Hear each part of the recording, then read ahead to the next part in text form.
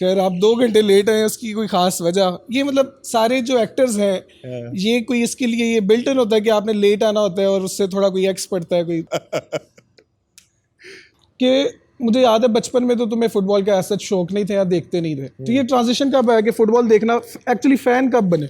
यार मैं फुटबॉल का फैन बना था 2014 वर्ल्ड कप में। अच्छा तो ये जो मेसी रोनाल्डो डिबेट है वो तो खत्म करो आज। पहले ही खत्म थी, जो अक्लमंद लोग थे उनके लिए हमेशा से डिबेट कभी एग्जिस्ट ही नहीं करती थी।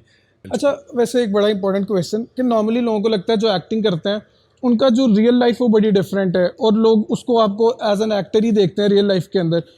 लोगों को ना लगता है कि कैमरे के आगे जो बंदा है ना वही बंदा पीछे भी हो, मगर उसके बाहर मैं वो शख्स हूँ जो 22-23 साल जिंदगी के जिंदा रहा है उससे पहले भी, जब वो कैमरे के आगे नहीं था। वो लोगों को ये बात नहीं समझ आती कि हम भी उन्हीं की तरह हैं। अच्छा जो मुझे स्कूल में याद है हम लोग तुम्हें हैरी पॉटर कहते थे और अब तुम्हें लोग डैनी के नाम से जानते हैं इस ड्रामा के अंदर। ये जो ट्रांजिशन ये जो सफ़र है इसके बारे में थोड़ा बताओ। कैसी वैसे मजे की बात है। बचपन में मुझे हैरी पॉटर कहते थे क्योंकि मैं वो गोल ऐनक पहनता था। अच्छा जो आजकल के बच्चे उनके लिए कोई मैसेज बता दो यार, वो बहुत ज्यादा वेले बैठे हुए हैं घरों में, वो कुछ करना चाहते हैं, उनको कोई टिप दे दो वो स्टार्ट किधर से करे, किस तरह स्टार्ट? दो तरीके हैं, एक है कि खच्चा मारो इंटरनेट पे, मगर जो लॉन्ग लास्टिंग चीज होती है ना वो होती है substance. Please don't forget to like share and subscribe करें। This guy keeps doing very good podcasts. Hello everyone, अस्सलाम वालेकुम। आज जो हमारे गेस्ट हैं कंटेंट क्रिएशन से इन्होंने अपना काम स्टार्ट किया, अब एक्टिंग भी करते हैं। यूं ही के सेट से उन्होंने हमें ज्वाइन किया, सियालकोट आए ईद मनाने के लिए। फकान शाहनवाज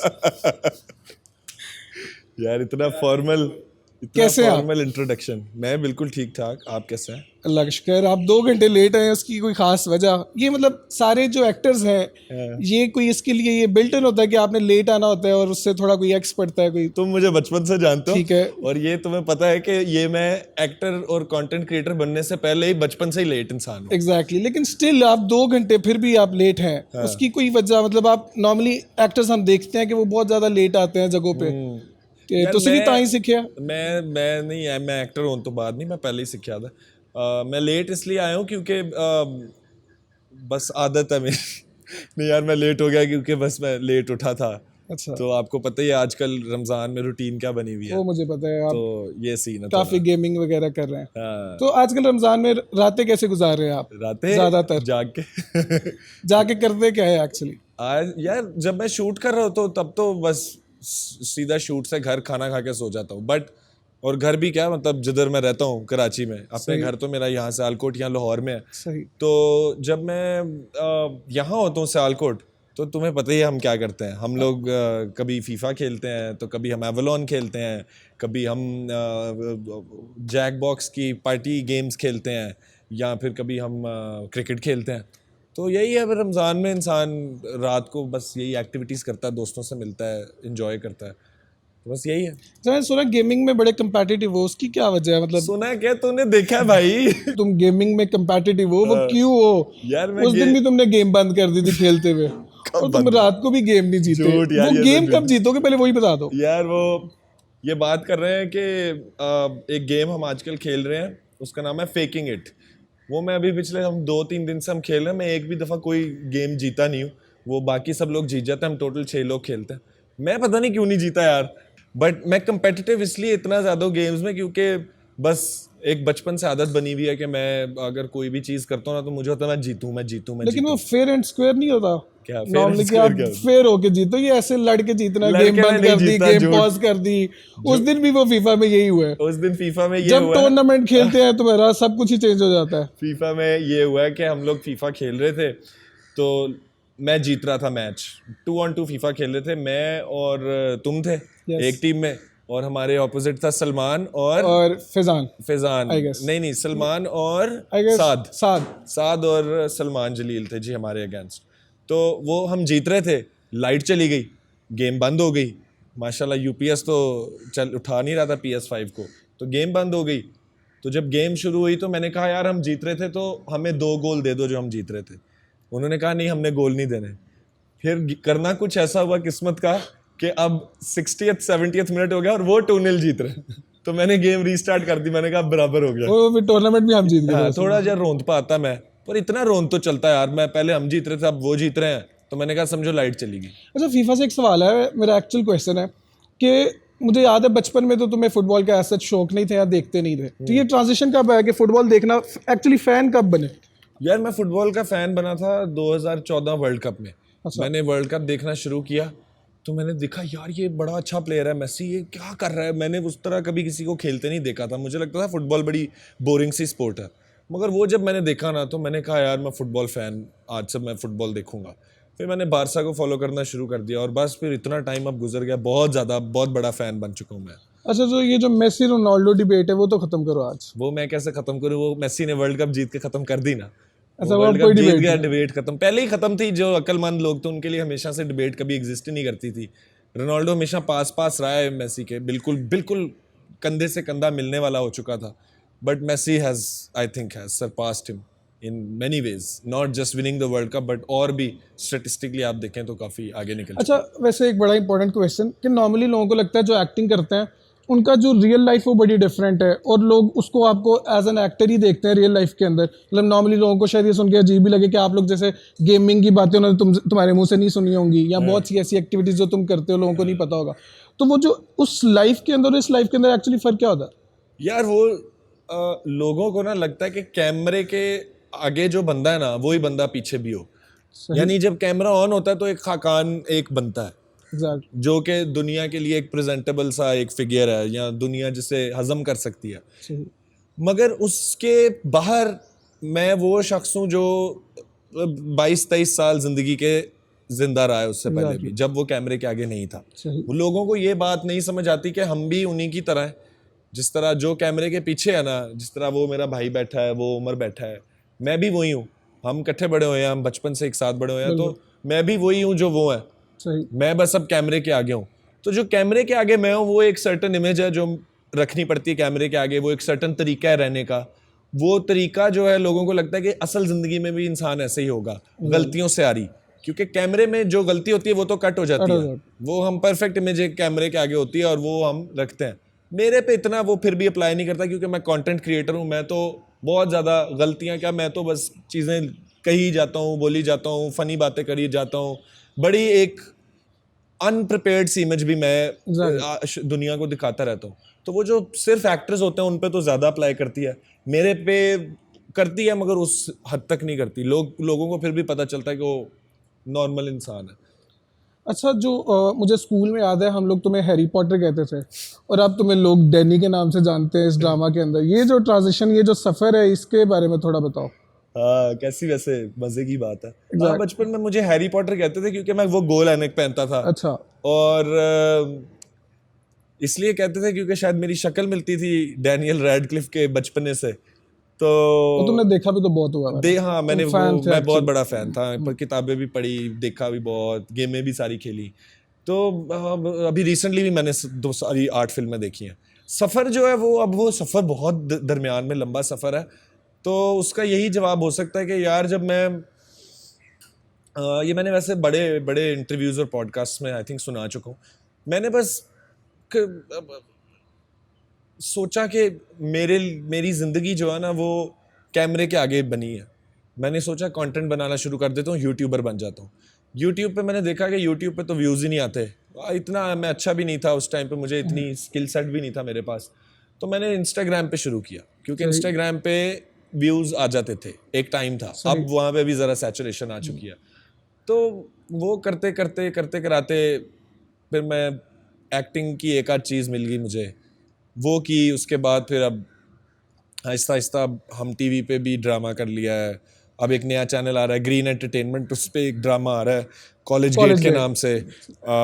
अभी मैं एक और ड्रामा स्टार्ट करने लगा हूँ, शूट उसकी। तो काम इसी तरह बस अब तो शुरू हो गया। अच्छा, एक बड़ा इंपॉर्टेंट सवाल, बहुत से लोगों को ये भी नहीं पता तुम्हारा कि तुम सियालकोट से हो। अच्छा, सियालकोट में रह के जिस स्कूल में हम लोग पढ़े हैं और जिस कल्चर के अंदर हमने रहा है, लोग ये अंडरस्टैंड भी नहीं कर पाते कि एक्चुअली ये बहुत बड़ी बात है कि हम किस जगह से उठे हुए हैं। जहाँ मतलब मुझे याद है जब हम 2013-14 में मैं पहली बार लाहौर गया और मैं तुम्हारे दोस्तों में बैठा होता था और मुझे लगता था कि मैं कहाँ से उठ के आ गया हूँ यार, ये लोग कौन सी बातें करते हैं, मुझे तो वो बातें नहीं पता।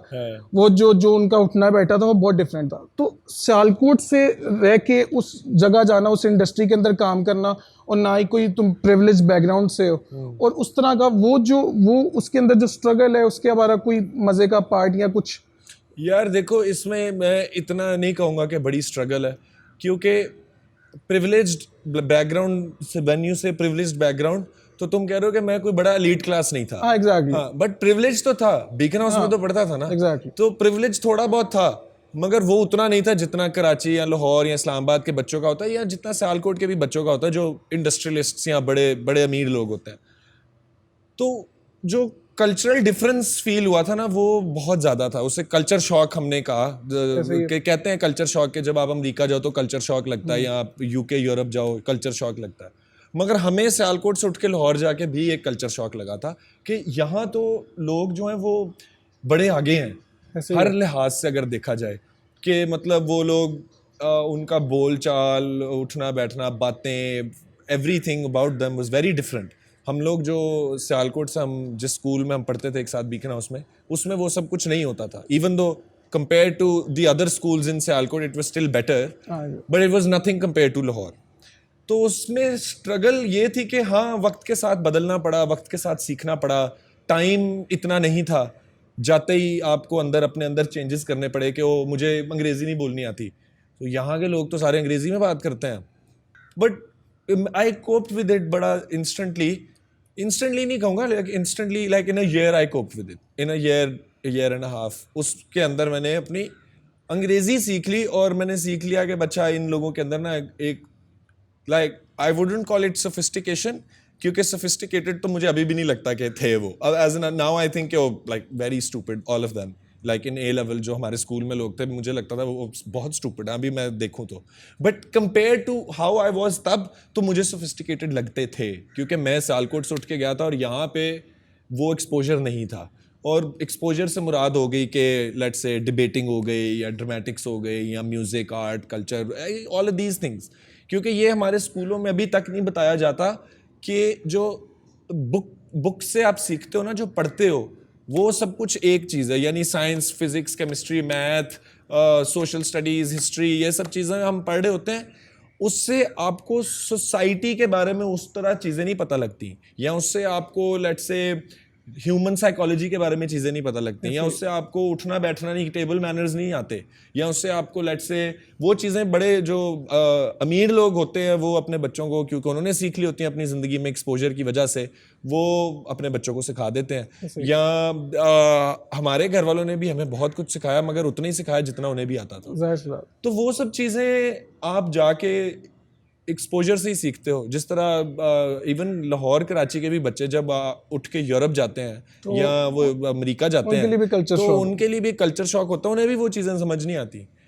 तो आई थिंक ये स्कूल्स में ये थोड़ा मसला है, एक्स्ट्रा करिकुलर्स कम है, जनरली क्लासेस जो हैं वो बहुत ज़्यादा वन डायमेंशनल हैं, वो सिर्फ एकेडमिक हैं, वो बिल्कुल भी और वो एकेडमिक्स भी ऐसे हैं कि एकेडमिक भी तो अच्छे हो सकते हैं ना। यानी अमेरिका, यूरोप के अंदर आप देखो, अमेरिका का तो इतना अच्छा नहीं, खैर स्कैंडिनेवियन कंट्रीज में आप देखो, उनके स्कूल सिस्टम ही ऐसे हैं कि वो अपने बच्चों को शुरू से ट्रेनिंग कराते हैं हर चीज़ की, जो ज़िंदगी के मरहले आते हैं। आप उसमें कुछ भी देख लो, आप देख लो कि टेबल मैनर्स से लेके बाथरूम मैनर्स से लेके everything is taught in school. हमारे यहाँ पे सेक्स एजुकेशन का इतना कल्चर नहीं है, but even sex education is part of their curriculum. They teach everything to their kids बचपन से। हम खुद सीखते हैं, हम बचपन से बड़े होते होते हम चीज़ें सीख रहे होते हैं कि भाई टेबल मैनर्स क्या होते हैं, बाथरूम मैनर्स क्या होते हैं, घर पे सिखाए जाते हैं, नो डाउट। बट जो एक एकेडमिक लेवल पे ये चीज़ें सिखाई जाती है ना, वो अलग होती हैं। और मैं ये नहीं कह रहा लाहौर में सिखाई जाती हैं, नहीं, वहाँ भी नहीं सिखाई जाती। इसलिए मैं कह रहा हूँ कि उस टाइम, अभी मैं सोचता हूँ कि वो लोग भी स्टूपिड थे। वो सब चीज़ें वक्त के साथ, इंटरनेट के साथ, फिल्में, कल्चर, जितना आप सीखते हो, आपके पास इंटरनेट है यार, आप यहाँ बैठो, आप नेटफ्लिक्स, आपके बाहर कोई बंदा आजकल नेटफ्लिक्स देख रहा है, एटलीस्ट जो ये पॉडकास्ट देख रहे हैं वो तो नेटफ्लिक्स देख रहे हैं ना। तो आप जब भी कोई चीज़ कंज्यूम करते हो ना, कोई ड्रामा, टीवी शो, फिल्म, उसमें आप किसी और का कल्चर, किसी और की लाइफ, किसी और के मैनरिज्म्स देख रहे हो। हमारे लोग एंटरटेनमेंट की तरह देखते हैं। मैं बचपन से लेके अब तक मैं वो चीज़ एक एजुकेशन की तरह देखता हूँ। अगर एक कैरेक्टर खड़ा होकर बात कर रहा है, या जिस तरह भी वो बात कर रहा है, मैं देख रहा हूँ कि अच्छा, ये अगर एक पब्लिक स्पीकर है ना, तो इसका बात करने का तरीका इस तरह का है, तो मैं उससे सीख रहा हूँ। अगर कोई लेट्स से कोई दोस्त है, दोस्तों का ग्रुप है, उसमें कोई लड़ाई हो रही है ना, तो मैं देख रहा हूँ अच्छा कॉन्फ्लिक्ट राइज किधर से कर रहा है, क्या ये कॉन्फ्लिक्ट राइज करना चाहिए कि नहीं, इस कॉन्फ्लिक्ट का सोल्यूशन क्या है। और इस तरह मैंने आई थिंक जिंदगी में अपनी बड़ी चीजें चेंज की कि जब मैं बड़ा हो रहा था तो मेरी बड़ी लड़ाइयाँ होती थी आप सबके साथ। Exactly. ठीक है, मेरे एंगर इश्यूज भी होते थे, अगर आपको याद हो जी जी, बहुत बेहतर तो वो सब चीजें मैंने सीखी अपने इर्द गिर्द लोगों से, और जो कंटेंट है जो उस कंज्यूम करता हूँ मैं, जो टीवी फिल्में ड्रामे देखता हूँ, उससे सीखी कि यार जो सिविलाइज्ड दुनिया ना, वो एक सर्टन तरीके से रहती है। और मैं ये नहीं कह रहा कि पाकिस्तानी सिविलाइज्ड नहीं है, बड़े लोग हैं पर बड़े लोग नहीं भी हैं, और उसकी प्राइमरीली वजह यह है कि सीखने नहीं चाहते या वो ड्राइव नहीं है अपने अंदर। वो ड्राइव अगर होना तो आप सियालकोट में बैठे बैठे भी वो सब कुछ सीख सकते हो, या वो करियर बना सकते हो जो आप बनाना चाहते हो, या आप एक लेट्स से सर्टन सोशल स्ट्रेटसफेयर नहीं कहेंगे, सोशल क्या उसे कहेंगे यार, एक सर्टन सोशल क्लास में आ सकते हो आप, अगर आपको सिर्फ वो ड्राइव हो टू लर्न। मेरी शर्ट पे ऐसा कुछ लिखा भी है। आपकी शर्ट पे क्या लिखा है? कुछ ऐसा your mind is the only limit to create. ऐसा ही लिखा है मेरा। बिल्कुल, कि माइंड ही लिमिट है, माइंड लिमिट है। अच्छा, वैसे जो अब हमारा स्कूल का दौर है 2005 ऑनवर्ड्स को 10-12, तो मुझे लगता है कि जो आजकल जो स्कूल का कल्चर है वो पहले से ज़्यादा ख़राब हुआ है। मतलब जैसे हम जिन बच्चों के साथ अक्सर क्रिकेट खेलते हैं वो बच्चे ही नहीं है यार। मतलब जो एक्चुअली जो बच्चों को जिस तरह से, जैसे हम लोग थे, हम ग्राउंड्स में बहुत ज़्यादा जाते थे, या हमने, जैसे मैं तुम्हारी बात करूं, तुम बचपन में पॉकीमॉन वाला तुम्हें बहुत शौक था, तुमने आहिस्ता आहिस्ता बाद में तुमने बहुत ट्रांजिशंस आती गई, तुम्हें फुटबॉल का शौक आ गया, हम फीफा खेलते हैं, एवलॉन खेलते हैं, मतलब हम वेले नहीं बैठते।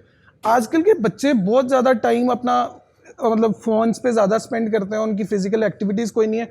तो मुझे लगता है कि एज ए सोसाइटी हम बहुत पीछे नहीं जा रहे हर दिन के साथ यार। उसकी ट्रेजेडी आई थिंक सिंपल इस चीज़ के अंदर है कि हमारा जो इंटरनेट है ना, इंटरनेट आया एकदम, हम लकी क्यों थे, हमने इंटरनेट के साथ ग्रो किया। सही, मतलब हमारे पास इतने ऑप्शंस नहीं होते थे बचपन में।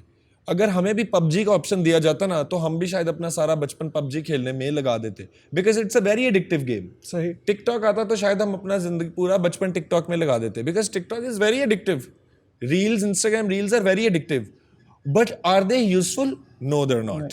Is playing PUBG useful? No, it's not. And why do I say that? Because PUBG is not a narrative driven game. Narrative ये होता है कि जब आपको कोई चीज, लेट्स से अगर आप बचपन में GTA भी खेल रहे हो ना, तो उसमें आप एक सर्टन प्रोग्रेस कर रहे हो, और स्टोरी आर्क और नैरेटिव हो रहा है, और कैरेक्टर डेवलपमेंट हो रही है, और डिफरेंट मॉरल इमोरल लेसन्स मिल रहे हैं आपको। वो सब चीजें बड़ी जरूरी होती हैं। मूवी अगर हम देख रहे हैं ना, तो उसके अंदर भी सर्टन, वही जिस तरह मैंने बताया कि आप सीखते हो उन सब चीजों से। पबजी के अंदर आप सिवाय अपने रिफ्लेक्सेस तेज करने के कुछ नहीं सीखते, क्योंकि आप एक फील्ड में उतरते हो, आप गोलियां मारते हो, आपका रिएक्शन टाइम तेज हो रहा है, उसकी ट्रेनिंग हो रही है, नो डाउट। जिस तरह रेसिंग गेम्स या बचपन में हम टेकन होती थी, उन सब चीजों से वो सब होता है, मगर उससे आपको चीजें सीखने को नहीं मिलती। टिकटॉक के ऊपर भी अगर आप गोरे का टिकटॉक देखो ना, तो बहुत कुछ सीखने को मिलता है। आप कभी बाहर के मुल्क जाओ और आप वहां पे टिकटॉक देखो, क्योंकि टिकटॉक लोकेशन लॉक्ड होता है, तो बड़ी चीजें मिलती हैं। अगर आप इंस्टाग्राम पे भी उन पेजेस पे जाओ जो गोरों के हैं ना, तो कॉमेडी के अलावा और भी बड़ी चीजें मिलती हैं।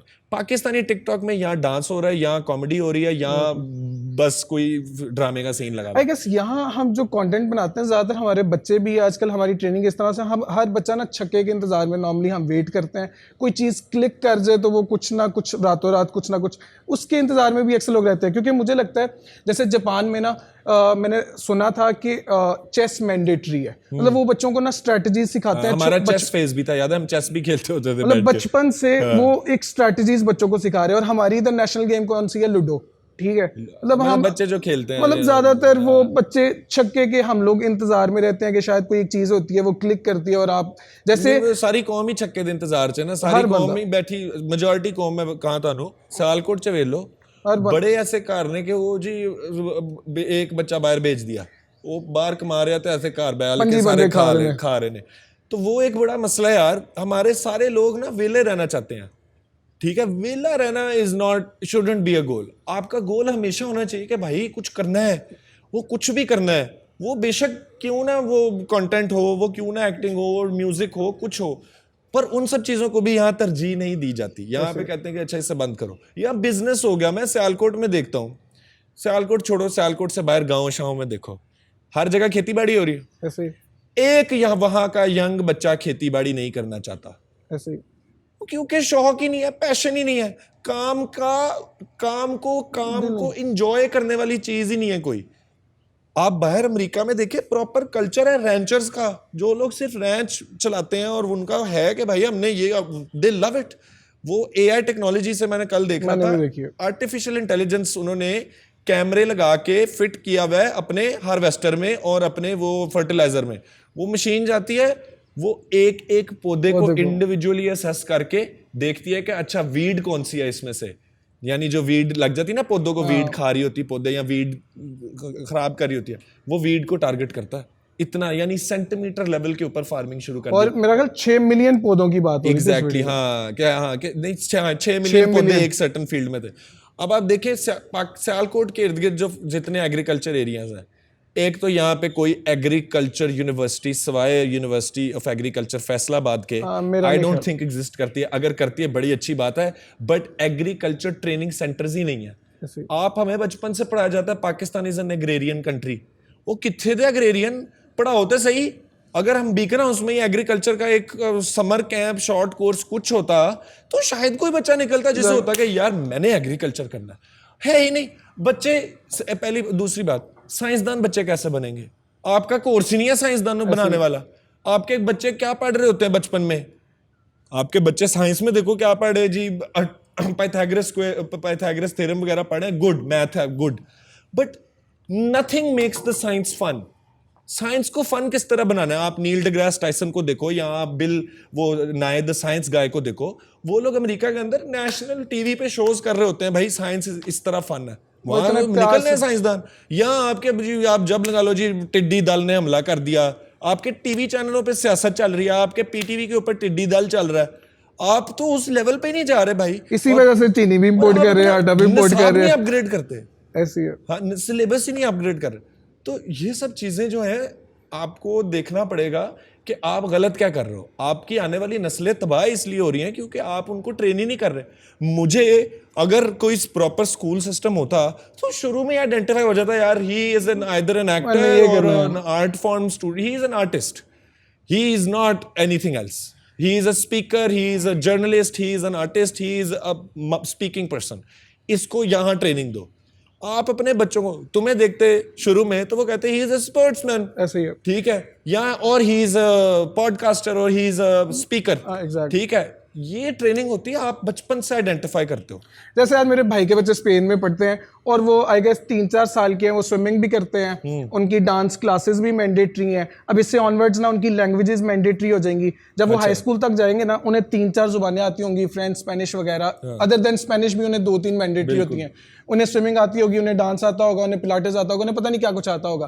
तो फिर उसी में से टीचर फिल्टर कर देंगे, यार तुम इस फील्ड में अच्छे हो, तुम अब आगे जाके ये पढ़ना। साडे बच्चों ਨੂੰ ਗੁੱਡੀ ਉਡਾਣੀ ਆਉਂਦੀ ਹੈ, ਸਾਡੇ ਬੱਚਿਆਂ ਨੂੰ ਗਿੱਲੀ ਡੰਡਾ ਖੇਡਣਾ ਆਉਂਦਾ ਹੋਏਗਾ। ਗਿੱਲੀ ਡੰਡਾ ਵੀ ਚਲੋ ਜਾਂ ਤੇ ਸਪੋਰਟਸ ਹੁੰਦੀ ਪ੍ਰੋਪਰ, ਮੈਂ ਕਹਿੰਦਾ 100 ਵਾਰੀ ਖੇਡੋ। ਬਾਂਦਰ ਕਿਲਾ खेल रहे हैं जी बच्चे। पॉइंट ये है कि आप कर क्या रहे हो यार? आपके स्कूलों में यार, ये तो मैं बीकन हाउस की हम मिसालें दे रहे हैं, बीकन हाउस के पढ़े बच्चे हैं, वहां क्या हो रहा है? वो सोचो यार, गवर्नमेंट स्कूलों में क्या हो रहा है यार? बच्चे किताबों को नफरत करते हैं। हमारे स्कूल के अंदर ये हो रहा है, मेरे पापा ये करते हैं तो मेरे वो फलां ये करते हैं, तो मतलब एक्चुअली हम लोग, हमारी इंडिविजुअल आइडेंटिटी ही सारा कुछ छोड़ दो। आप अपने बच्चों को, मुझे याद है ग्रेड 7 में ना हमें निसाब में क्या पढ़ाया जा रहा है, जो नॉवल इंग्लिश का पढ़ना था, दी एल्केमिस्ट। दी एल्केमिस्ट में आप पढ़ूं तो शायद समझ आए। एल्केमिस्ट एक इस लेवल की किताब है। वो आप बच्चों को हैरी पॉटर पढ़ा दो, बच्चे शौक से पढ़े तो सही ना यार। विजिट की स्टोरी पढ़ रहे हैं जी बच्चे, अंग्रेजी भी सीख रहे हैं बच्चे, साथ लिटरेचर भी सीख रहे हैं। आप बच्चों को आप यार, वही बात है ना, आपका जो निसाब सेट कर रहा है बंदा, वो बाबा को बैठा होगा 1940 की पैदाइश का बाबा बैठा निसाब सेट कर रहा है, और अगर वो नहीं भी बैठा हुआ तो वो बाबा ही ट्रेंड नहीं है निसाब सेट करने के लिए। मैं ये कह रहा, मैं खुद ट्रेंड हूँ निसाब सेट करने के लिए, पर बड़े लोग हैं मगर वो सारे बाहर। जो बंदा अच्छा है वो तो अच्छी पे लेने बाहर चला गया ना। सही बात, समझ रहे हैं आप? आलबन मेरा ख्याल 7-8 लोग तो इसको 1-2 महीने के अंदर भी जा चुके हैं। आप देखो ना, आप पे कितना करते हो, वो पैसे नहीं है कौम के पास, अब गवर्नमेंट के पास वो पैसे अगर हैं तो वो गलत जगह स्पेंड हो रहे हैं। मतलब की लोड़ है ਤੁਹਾਨੂੰ मोटरवे बनाने दी? यही है ना, ट्रेड हो आसानी हो, मगर सिर्फ अमीर बंदे की आसानी हो रही है। सही। अब गरीब को आपने अगर आसानी पैदा करनी है गरीब के लिए, तो अपनी एजुकेशन पे पैसा लगाओ, हेल्थ पे पैसा लगाओ, फिर गरीब की आसानी होगी। गरीब का बच्चा पढ़ेगा, गरीब गुर्बत से बाहर आएगा। गरीब का बच्चा पढ़ेगा तो गरीब की सोशो इकोनॉमिक स्टेटस चेंज होगा। सड़क बेहतर होगी ना, तो गरीब को लेट से आटा 20 साल बाद शायद 10 रुपए सस्ता मिल रहा हो। ऐसे ही है। समझ रहे हैं? पर वो भी हम देख लें कि सड़कें बना ली, हर चीज कर ली, इसलिए की ना कि एक इकोनॉमी चलती रहे। ਉਹਦਾ भी बेड़ा गर्क करता तुसी। वो लैपटॉप स्कीम नहीं है, लैपटॉप दे देते तो पढ़ा चलाना क्या नहीं होते दसे वो तो बच्चा, ये मैं ना बचपन में growing up I was very anti Noon League, I still am to an extent anti PMLN, I am anti all political parties, but I still to this day think giving laptops to kids was a good idea. तो wifi यार freelance culture बड़ा ज्यादातर मसला इस बात के अंदर ये है, ज्यादातर जगहों पे वाईफाई तो है नहीं है, और जो है सियालकोट के अंदर, अब मेरा काम ई कॉमर्स है, वाईफाई नहीं आता, काम क्या करना है मैंने, लैपटॉप क्या करना है, अगर मुझे बेसिक वो जो वाईफाई चाहिए उसके लिए वही नहीं है।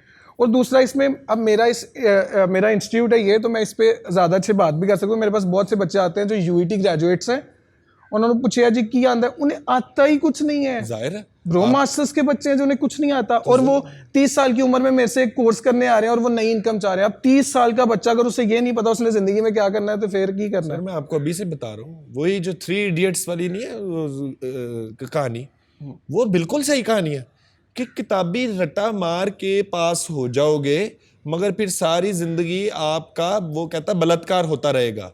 वो सही कहता है। आप अगर किताब से पढ़ के, आपकी किताबें तो हर 4-3 साल बाद आउट ऑफ वो हो जाती हैं, वो क्या कहते हैं, इररेलेवेंट हो जाती हैं। आर्टिफिशियल इंटेलिजेंस 3 साल पहले एग्जिस्ट करता था? नहीं करता था। 3 साल के अंदर क्या आर्टिफिशियल इंटेलिजेंस अभी आगे टेक ओवर कर गया?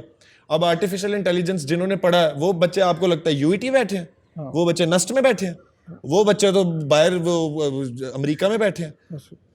पॉइंट सारा ये है कि यार आप देखो कि आपकी स्ट्रेंथ किस चीज में है। हमारी स्ट्रेंथ इंजीनियरिंग में नहीं है, क्योंकि हमारे पास वो इंस्टीट्यूशंस नहीं है, ठीक है। पर क्या हमारी स्ट्रेंथ एग्रीकल्चर में हो सकती थी? बिल्कुल हो सकती थी। कैसे हो सकती थी?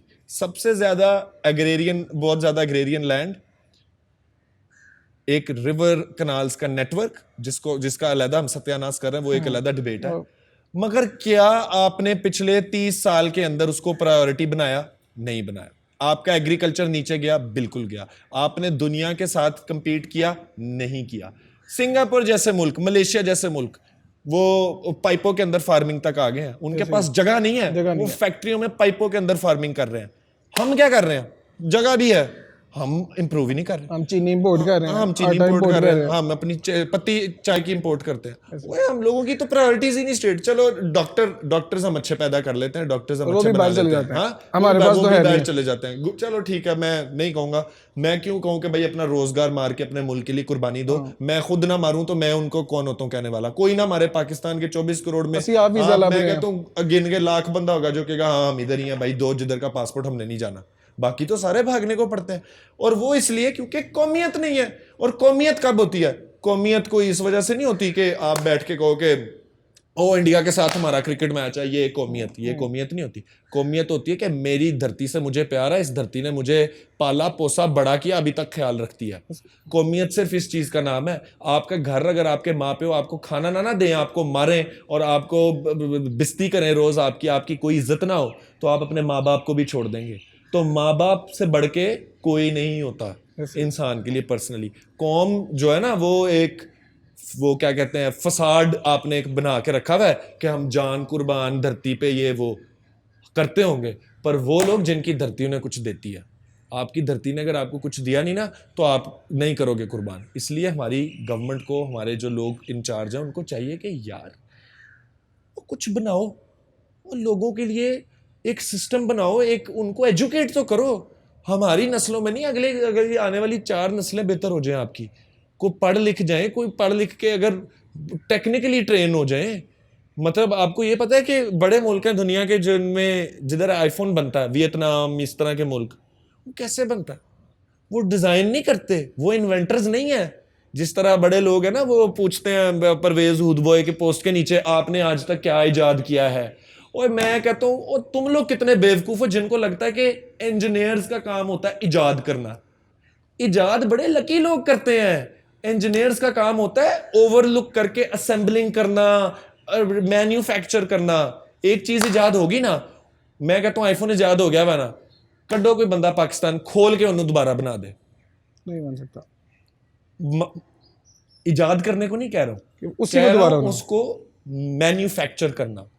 आप और मैन्युफैक्चर करने के लिए आपको साइंस नहीं, आपको टेक्निक चाहिए, ठीक है। You don't need to know how it is being made, you just need to know how to make it, ठीक है।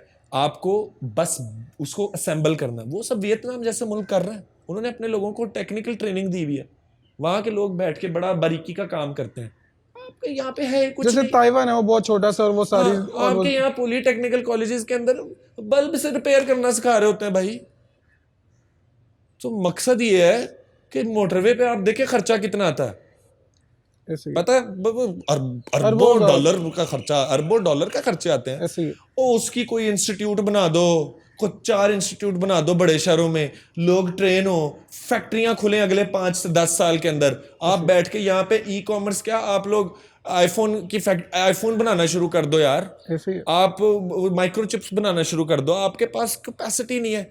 आप वियतनाम, जो इंडिया कह रहा हूँ, यूएसए का दोस्त था, उन्होंने ये इस चीज़ों पे काम किया। आप अमेरिका से वेपनरी लेके आज तक हमने वेपन्स ले लिए हैं, हम ये जंग लड़ रहे हैं, हम वो जंग लड़ रहे हैं, और की फायदा यार, की खट लिया तुसी, लड़ लो जंगा करते रहो, पर है भी करो यार, कौम अपनी बिल्ड करो। आपकी कौम जब बिल्ड होगी तो कौमियत ज़्यादा होगी, कौम बिल्ड होगी तो आप स्टेबल रहोगे, इकोनॉमी कोलैप्स नहीं करेगी, आपकी चीज़ें आप जितनी एक्सपोर्ट कर रहे होगे, वही बात है ना, हमारा इंपोर्ट एक्सपोर्ट डेफिसिट भी है। तो इन सब चीज़ों में यार जैसे हमारे बंदा जाए और कहाँ रुके, ये तो चलती रहने वाली बात है।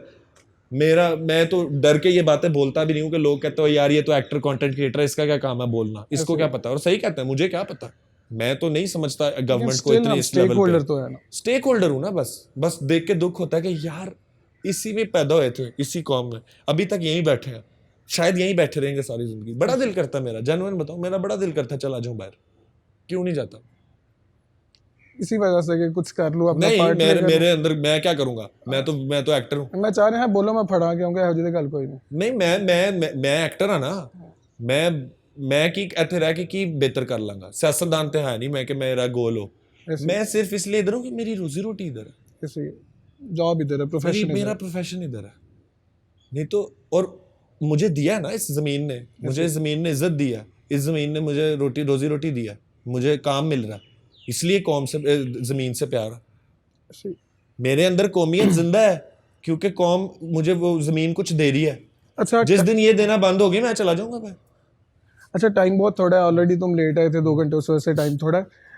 ये बताओ कि जो आजकल के बच्चे, उनके लिए कोई मैसेज बता दो यार, वो बहुत ज़्यादा वेले बैठे हुए हैं घरों में, वो कुछ करना चाहते हैं, उनको कोई टिप दे दो, वो स्टार्ट किधर से करें। जैसे सियालकोट में अक्सर मैंने इंस्टीट्यूट भी बच्चे आके पूछते हैं कि उन्होंने इस तरह का कोई करियर बनाना चाहते हैं। पहले बताओ ये एज ए करियर लोग इसको लेके चल सकते हैं कि कॉन्टेंट के जो आप फोन वगैरह पे लोग, क्योंकि ऐप्स तो सबके पास है, फोन सबके पास है, तो उनको कोई टिप दे दो कि वो किस तरह स्टार्ट। 2 तरीके हैं, एक है कि खच्चा मारो इंटरनेट पे, वो मैं भी मारना, मेरी आप खच्चे देखें, बहुत बड़ी खच्चे भी होती हैं, मगर जो लॉन्ग लास्टिंग चीज होती है ना, वो होती है सब्सटेंस। अगर अपने आप को आपने चीजें सिखा ली हैं ना, जो कि हर तरह की है, from video editing to shooting to acting to let's say modelling to anything, अगर आपने ये चीजें अपने आप को सिखा ली हैं, फिर आपका बेशक छक्का लग जाए तो बहुत बढ़िया, आप उस सब चीज़ को कैरी कर लोगे। मगर अगर आपको ये चीज़ें नहीं आती और आपका छक्का लग जाए तो फिर भी आप साल में फारिग हो जाओगे, इररेलेवेंट हो जाओगे। तो ये चीज़ें सीखो, ये चीज़ें अगर आपको इस फील्ड में स्पेसिफिकली आना है, वो चीज़ें आप बहुत जगह से सीख सकते हो। टॉरेंट पे मूवी डाउनलोड करके देखते हैं ना, तो टॉरेंट पे मास्टर क्लासेस भी पड़ी हुई हैं, एक्टर्स की एक्टिंग सिखाते हो, डायरेक्टर्स की डायरेक्शन सिखाते हुए, बड़े लोगों की स्क्रिप्ट राइटर्स की स्क्रिप्ट राइटिंग सिखाते हुए। अगर ये सब चीजें करनी तो पढ़ो, देखो, सीखो, समझो, अपने आप को साल के अंदर सब कुछ सिखा दो। कोई मुश्किल नहीं है, इंटरनेट आपके पास। एक और बात, आजकल के जो बच्चे हैं उनको कम्युनिकेट कर दो। मैं एक बच्चे से मिला, वो कोई 22 साल का था, तो मुझे कहता है मैं ज़िंदगी से बड़ा तंग आ गया। मैंने कहा क्यों? कहता है मैंने एक काम स्टार्ट किया लेकिन मेरा वो काम चला नहीं, तो मैं डिसहार्ट हो गया। मैंने कहा कितने साल के हो? कहता है 22 साल के हो। ठीक है, और 22 साल की उम्र से डिसहार्ट हो गया। तो बच्चों को बता दो भाई ऐसे नहीं है, आपको एक मेहनत, जैसे हमारे वालिदैन हैं वो इस एज में भी काम कर रहे हैं, और I guess they are more than 60, ठीक है, तो वो इस एज में भी काम कर रहे हैं और वो लगे हुए हैं। तो आजकल के बच्चों को ये बात बता दो कि भाई काम शुरू करो कहीं से और फिर लगे रहो। काम शुरू करो और लगे रहो, इस बात में कोई शक ही नहीं है, क्योंकि डिसहार्ट होने वाली कोई बात नहीं है। बड़े बड़े लोग हैं जो 40 साल में करियर बनता, ठीक है। मिसबाह-उल हक आप देखें कब आया क्रिकेट में, काफी लेट है।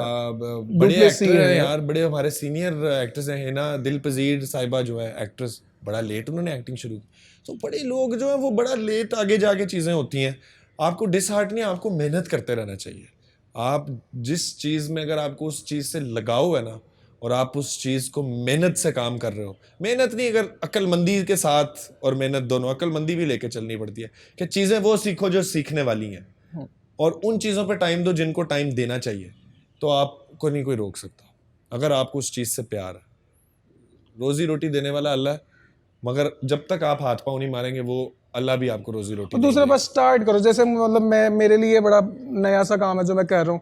आई गेस मुझे लगता है कि इस एज में बस हमें चीज़ें करते रहना चाहिए। क्या फ़र्क पड़ता है, यंग एज है, 30 तक एक्सपेरिमेंट करो, काम करो, 30 तक आप फिगर आउट कर लोगे भाई। मतलब जिंदगी टेस्ट मैच को हम जरा T20 की शौकीन लोग हैं ना, अगर हम देखें टेस्ट मैच की तरह खेलो कि मेरी एवरेज जिंदगी 60 साल की है, तो I guess I have more than मेरा कोई छक्का चुक्का नहीं लगा हुआ। मैं कभी कोई वो, I am not a viral personality, I have been just doing it very consistently, I keep doing things, if I run out of things to do I make another thing to do, and I will, and ये नहीं है कि मैं पहले दिन से ये कर रहा हूँ। वो अगर आपने मेरा करियर अगर आपने थोड़ा फॉलो किया हो, या अगर आपने थोड़ा मेरे इंटरव्यूज देखे हो, तो आपको पता होगा मैं पहले न्यूज़ चैनल में भी काम करता रहा हूँ। हाँ। मैं डिबेट कोच भी करता रहा हूँ, स्कूल में पढ़ाता भी रहा हूँ, तो वो सब चीज़ें मैंने की, साथ साथ भी ये करता रहा हूँ, डिबेट्स बड़ी ज़्यादा की, तो किया, सब करो, सब कुछ करते रहो, ज्यादा एक्टिविटीज की कि तुम्हें पता चला कि यार मैं इस चीज के लिए बना, और तुम फिगर आउट भी हो जाता है। और वो सब चीजें आपको सिखाती हैं, they train you to be who you become. अगर आपके जिस तरह भाई के बच्चे वो पिलाटेस सीख रहे हैं या वो डांस क्लासेस सीख रहे हैं, they will always like that will always remain a part of them, it will make them who they are.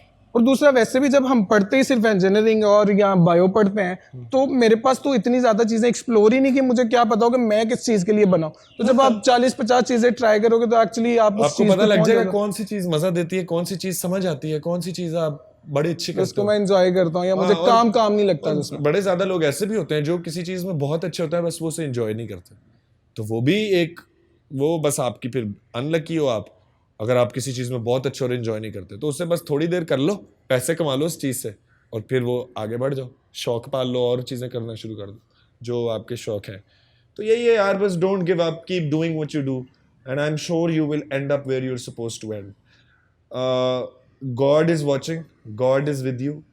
आप ऊपर वाले पे पूरा भरोसा रख के उसमें कन्फाइड करके करें काम। दिल साफ होगा ना, या दिल एट पीस होगा, तो जो काम कर रहे होंगे वो बेहतर होगा।